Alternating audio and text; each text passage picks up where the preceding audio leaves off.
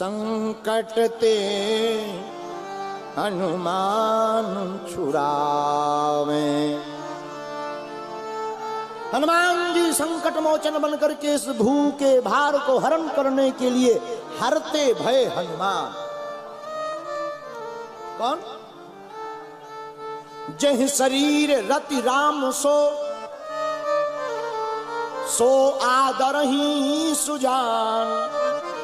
रुद्र देह तज नेह बस हरते भय हनुमान। रुद्र देह तज नेह बसो हरते भय हनुमान। महाराज जी, हर से हनुमान, शिव से हनुमान, कैसे? अनेक कथाएं हैं। आज हम एक अलग से कथा एक आचार्य के मुख से सुनी हुई आपको सुनाते हैं। हनुमान जी शंकर जी से हनुमान कैसे बने, किस कारण बने? सुनो। पहला कारण, एक बार पूरी पृथ्वी पर जल तत्व खत्म हो गया, जल बचा ही नहीं। ब्रह्मा जी परेशान, कौन जल तत्व को वापस लाएगा? विचार करने लगे, कुछ समझ में नहीं आया, जल तत्व बिल्कुल खत्म। ब्रह्मा जी भगवान शंकर के पास गए, महाराज जल तत्व तो नहीं बचा, बड़ी आफत है। अच्छा, ब्रह्मा जी बोले महाराज शरीर बनाए भी तो 5 तत्वों से मिलकर बनता, क्षितिजल पावक गगन समीरा है? उसके लिए भी जल तत्व जरूरी है, वरना फैक्ट्री बंद हुई जा रही। फैक्ट्री कैसे चलेगी? शंकर जी बोले जल तत्व गया कहां? बोले महाराज पता ही नहीं, कोई पी गया। अच्छा, शंकर जी बोले चिंता मत करो। भगवान भूत भावन महादेव ने अपने 11 रुद्रों को बुलाया। क्या तुम में से कोई जल तत्व वापस प्रकट कर सकता है? 10 रुद्रों ने मना कर दिया, हम नहीं कर सकते। लेकिन जो 11वां रुद्र बचा, उन्होंने कहा महाराज हम जल तत्व प्रकट तो कर सकते हैं, लेकिन हमें अपने शरीर को गलाना पड़ेगा। भगवान शंकर और ब्रह्मा ने देवताओं के समक्ष कहा तुम चिंता मत करो, हम देवताओं को काम को पूर्ण कर दो, हम तुम्हें वचन देते हैं, तुम्हें नया रूप मिलेगा, नया नाम मिलेगा। उसी 11वें रुद्र ने जब अपने आप को गलाया तो जल तत्व प्रकट हुआ। जब जल तत्व प्रकट हुआ तो वह 11वां रुद्र शून्य हो गया, लेकिन भगवान शंकर के आशीर्वाद से वही 11वां रुद्र पुनः बानर बनकर प्रकट हुआ, वही वीर हनुमान बनकर के प्रकट हो गए। और इस बात की पुष्टि राम गोस्वामी श्री तुलसीदास जी ने हनुमान चालीसा में कर दी। शंकर सुवन केसरी नंदन, शंकर सुवन केसरी नंदन।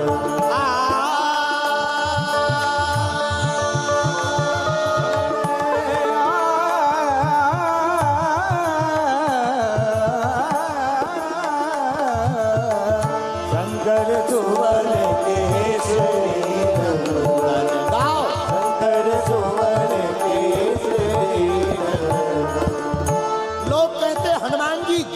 रुद्र अवतार है। महाराज हम कहते हैं 11वें नहीं, 11 रुद्र अवतार। तब तो तेज प्रताप महाजगबंदन, तेज प्रताप महाजगबंदन, तेज प्रताप महाजगबंदन, तेज प्रताप महाजगबंदन, तेज प्रताप महाजगबंदन, तेज प्रताप महाजगबंदन। शंकर सुवन केसरी,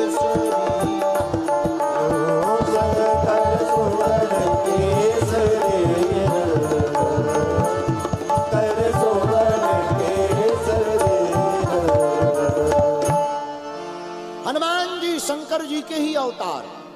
एक कारण ये, दूसरा कारण सुनो महाराज, हनुमान जी हरते हनुमान कैसे भय?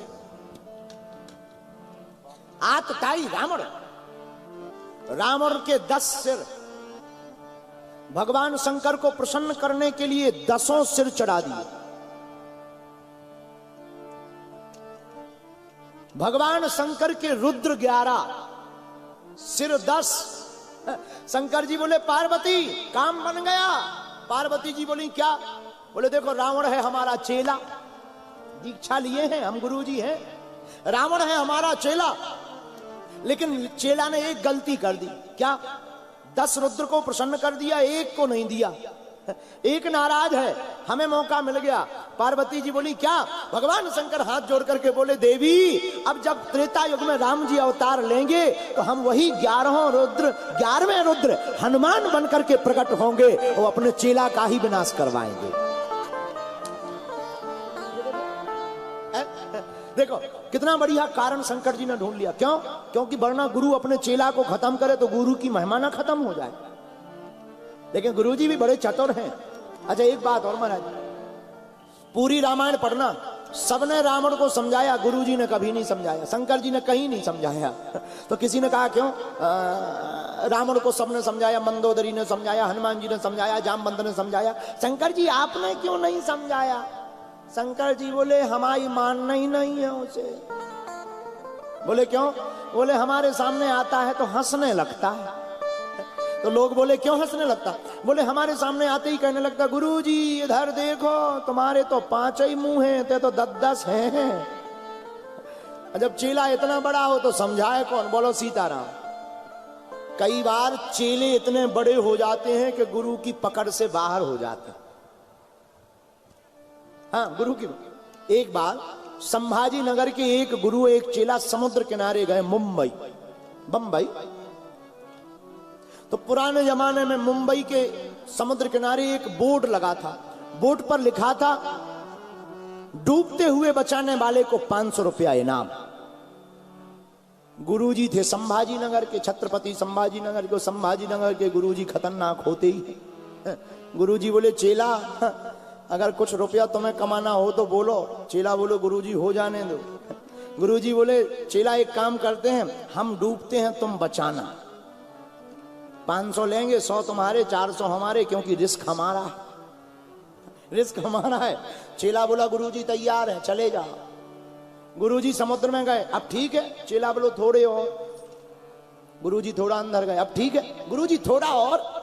गुरुजी और अंदर गए, यहां तक पहुंच गए, अब ठीक है। बोले अब ठीक है। अब गुरुजी लगे डूबने, इशारा करके बोले बचा। चेला बोलो गुरुजी बोले दिमाग खराब है क्या तेरा? गुरुजी को लगा 100 रुपया कम कर दिए, बड़ा बदमाश चेला है, चूंकि छत्रपति संभाजी नगर का आदमी। बोले शायद बेटा कम हो गए। बोले बेटा बचा ले, 200 ले लिये। चेला बोलो अब तो गुरुजी को दिमाग खराब के रुपयों के चक्कर में प्राण ना चले जाए। गुरुजी बोले 300 ले लिये, बचा। चेला बढ़िया समोसा खाए।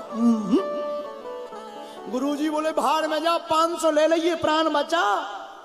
चेला फिर बोलो गुरुजी बोले भैया 500 इस सरकार के ले लिये, 500 हमसे ले लिये, 1000 प्राण बचा। चेला बोलो गुरुजी बोले आखिर बात क्या है? चेला बोला आगे वाला बोर्ड पढ़ो, आगे वाले बोर्ड पर लिखा था लाश निकालने वाले को 5000।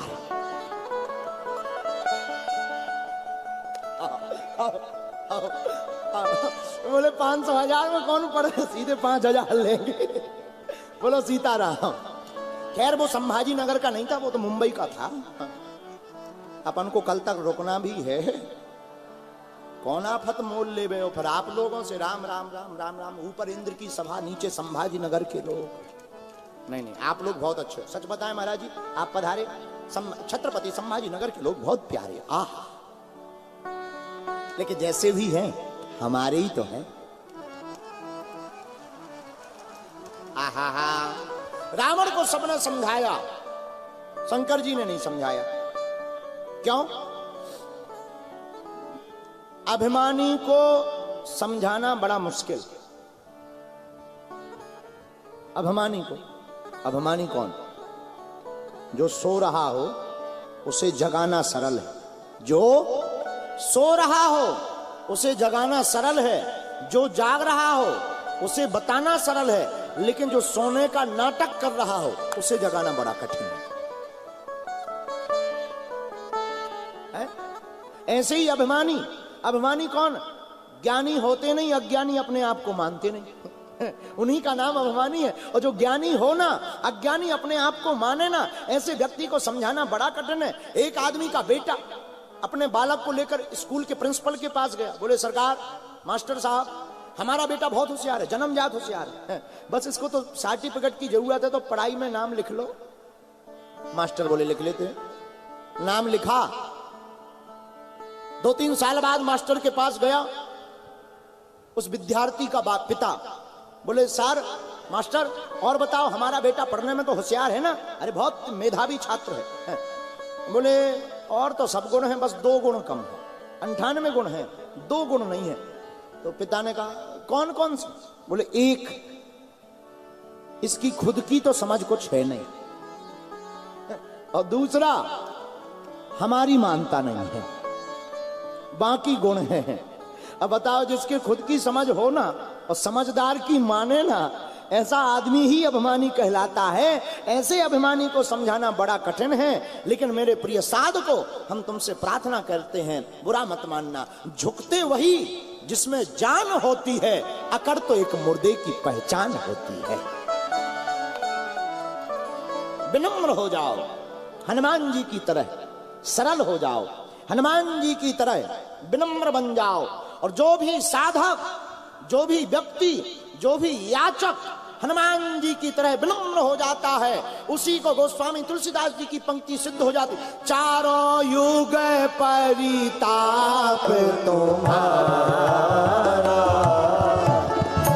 चारों युग परिताप तुम्हारा, हे परिचित